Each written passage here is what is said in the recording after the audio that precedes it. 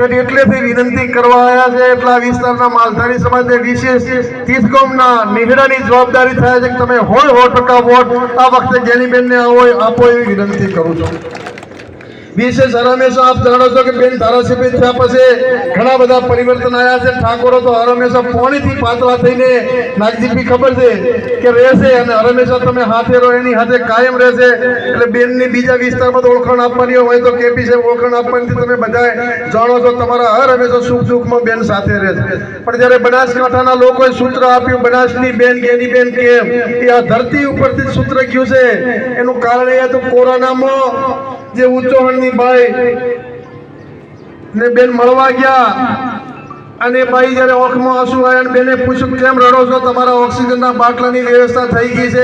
ત્યારે એમણે કીધું હતું બેન મને મોતની ડર નથી પરંતુ મારે મારી દીકરી એક જ જણાના સંગીના પીળા હાથ કરવાના છે બાકી મને મોતનો કોઈ ભય નથી ને વાત કરતા કરતા એમનો પ્રાણ નીકળી ગયો અને બેને વચન આપ્યું હતું કે આ સંગીની જવાબદારી મારી છે ને આપ સૌ સાક્ષી છો। આનાથી તીર્થગામથી તો તમે જણ લઈને બધા આવ્યા હતા એ સંગીના લગ્ન પારકી નહીં પણ સવાઈ માં બનીને કર્યા એટલે બનાસની બેન ગેની બેન છે। ત્યારે આપને વિનંતી કરું છું અને આજે રઘુભાઈ હું ભાજપના રઘુભાઈ છે એટલે ચેલેન્જ કરું છું આપણા આગેવાનોને બનાસકાંઠાના કોઈમાં હિંમત હોય કેપી સાહેબ તો ચેલેન્જ કરું છું ધણીધરના મંદિરે આવે અને મારી સાક્ષી અને રઘુભાઈની સાક્ષી આવીને સોગંદ ખા કે હમણાં 15-20 દિવસ પહેલા રબારી સમાજ ઉપર નિર્દોષ ઉપર કેસ કર્યો ને કેસ ખોટો ના કર્યો હોય ધણીધરે સોગંદ ખા તો ઠાકરસિંહ રબારી રાજકારણ છોડી દે અને તમે કહો તો ભાજપનો ખેસ પણ પહેરવા તૈયાર છું। આવી જ્યારે રબારી સમાજ ઉપર જુલ્મો રઘુભાઈ વરસાવી રહ્યા હોય એને સમાજો તમને કહું છું ભાજપો ખેલ કરશે ભાઈ વચ્ચે સમાજ વચ્ચે દંગા ફેલાવવાનું કામ કરતી હોય તો ભારતીય જનતા પાર્ટી હમણાં જૂઠાણા ફેલાવા ઘણા આવશે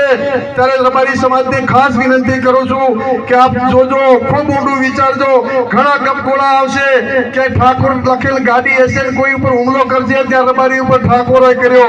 ઠાકોરો ઉપર રાજપૂતોએ કર્યો રાજપૂત લખેલ ગાડીઓ ફરશે રબારી લખેલ ગાડી ફરશે કે રબારીએ ઠાકોરો ઉપર હુમલો કર્યો એ લોકોને ખબર છે કે અમે હારા છે એટલે કાવા દાવાની રાજનીતિ કરવાના છે। ત્યારે આપ સૌને વિનંતી કરું કે આપ ચેતજો। હમણાં ભાજપની એક મોટી સભા થવાની કેપી સાહેબ ડીસામાં તે લોકો કહેવાના કે બનાસકાંઠાના ડેરીના કારણે દિલ્હીના લાખો લોકો સવારમાં ઉઠીને 1 લાખ લોકો ડેરીની ચા પીને દિલ્હીમાં જાગે છે। ત્યારે મારે એમને કહેવું છે કે બનાસ ડેરીના સંચાલકોના કારણે નહીં મારી બનાસકાંઠાની ગરીબ 18 આલમની બેન દીકરીઓ સવારમાં વહેલા જાગીને સોણ વાછડું કરી અને ઢોર જેવા બને ત્યારે બનાસ ડેરીનું દૂધ પહોંચે તો તમારા કારણે નહીં ખાલી વધારાની વાતો કરે। આખા ગુજરાતમાં સૌથી ઓછો ભાવ વધારો આપતા હોય નફો આપતા હોય તો બનાસ ડેરી રોકડા સાથે છે। હમણાં અણદાભાઈ ભૂલી ગયા અણદાભાઈ કોઈ મારા ચૌધરી સમાજના ગરીબ વિધવાના દીકરો નથી લીધો। એક માસ્ટર છે અણદાભાઈ જાજા કયા ગામના માસ્ટર છે 5 જણા લીધા ગોધા પરિવારના એક પરિવારના 5 દીકરા લીધા એ ચૌધરી સમાજના નહીં માત્ર ગોધા પરિવારના કોઈ ગરીબ સમાજના કોઈ વિધવાનો દીકરો લીધો હોત તો એ ગરીબને રોજી રોટી મળો પણ કે ના એમાં તો ચૌધરીએ નહીં તો મારો પરિવાર જ જોઈએ માત્ર પરિવારવાદ બનાસકાંઠા બહારથી આવીને લોકોને દબાવવાની રાજનીતિ હોય એ રાજનીતિને જવાબ આપવાનો સમય પાક્યો છે। ત્યારે 18 આલમને વિનંતી કરું છું બનાસકાંઠાની તમામે સમાજે પહેલી વખત એવો બનાવ બન્યો છે કે જ્યારે દેશને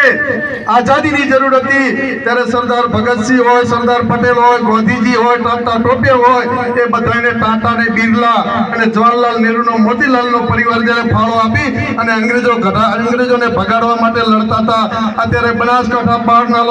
લોકોને ભગાડવા માટે બનાસકાંઠાની 18 આલમ મેદાને પડી છે। નોટ ને વોટ બે આપીને બેનને જીતાડવા જ્યારે સૌ મેદાને પડ્યા છો ત્યારે આપ સૌને નમન ને વંદન। આપ સૌને વિશેષ એ પણ કહું છું કે આ વિસ્તારમાં હંમેશા તમારા આશીર્વાદ રહ્યા છે। તમારા આશીર્વાદના કારણે બનાસકાંઠામાં જ્યારે વાવ વિધાનસભામાં 2 વખત તમે જીતાડ્યા આ વખતે બનાસકાંઠાના લોકસભાના સંસદ સભ્ય બનવા જઈ રહ્યા છે એ તમારા સૌના પ્રતાપ છે। રૂડા ને રૂપાળા તમે સૌ કહો છો। ત્યારે અને વિશેષ તો સોનામાં સુગંધ ભળી સમગ્ર બનાસકાંઠાનો જાગીરદાર સમાજ આજે આખી સાહેબ ચૂંટણી લડીને બેન દીકરીઓની વારે જ્યારે હર હંમેશા ધડ ધીંગાણે માથા મસણે જાગીરદારો બેન અને દીકરી માટે ગાય માટે પોતાના લીલડા માથા આપી દીધા ત્યારે અત્યારે પણ બેન દીકરીની આન બાનની શાનની લડાઈ આવી ત્યારે સમગ્ર ગુજરાતના બનાસકાંઠાનો જાગીરદાર સમાજ જ્યારે મેદાન આવે ત્યારે માલધારી સમાજ પણ જાગીરદાર સમાજની સાથે છે અને આપ સૌ ખભે ખભો મિલાઈને લોકોને જવાબ આપવાનો સમય આવ્યો છે ત્યારે આપ સૌ